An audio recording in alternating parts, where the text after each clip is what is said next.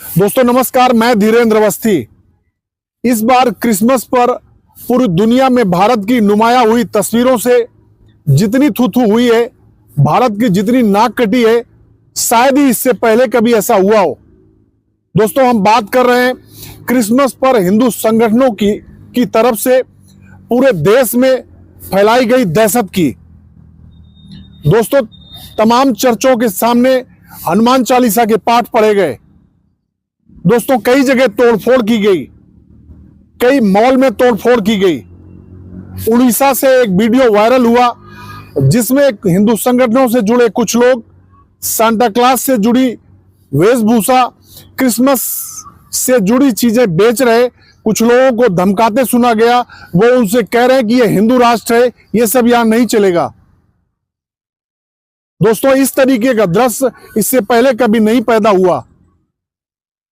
दोस्तों इसके पीछे भारतीय जनता पार्टी और भारतीय जनता पार्टी की सरकारों की मंशा क्या है, इसको ऐसे समझा जा सकता है कि उत्तर प्रदेश में ये पहली बार हुआ है इस बार कि उत्तर प्रदेश में क्रिसमस पर स्कूलों को खुले रखने का आदेश दिया गया। हाँ, ये बात सही है कि पूर्व प्रधानमंत्री अटल बिहारी वाजपेयी की जन्म शताब्दी मनाने के नाम पर ऐसा किया गया, लेकिन दोस्तों ये माना जा रहा है कि ये तो एक बहाना था।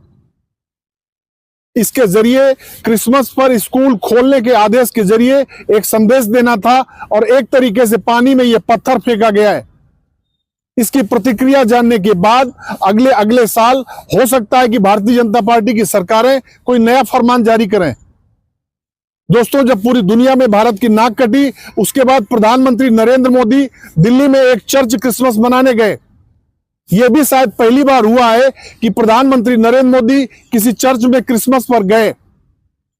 दोस्तों ऐसा माना जाता है कि प्रधानमंत्री नरेंद्र मोदी पूरी दुनिया में जो भारत की नाक कटी, पूरी दुनिया में जो बेइज्जती हुई भारत की, डैमेज कंट्रोल के तहत एक चर्च पर गए।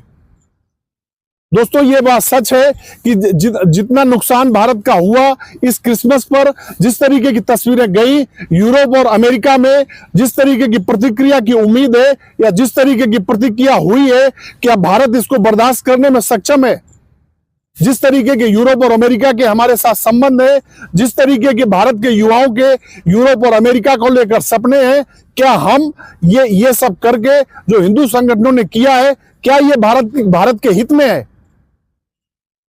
दोस्तों ये कहा जा रहा है कि क्या हिंदुत्ववादी संगठनों ने मुसलमानों के साथ ईसाइयों को भी अपने बुके में शामिल कर लिया है।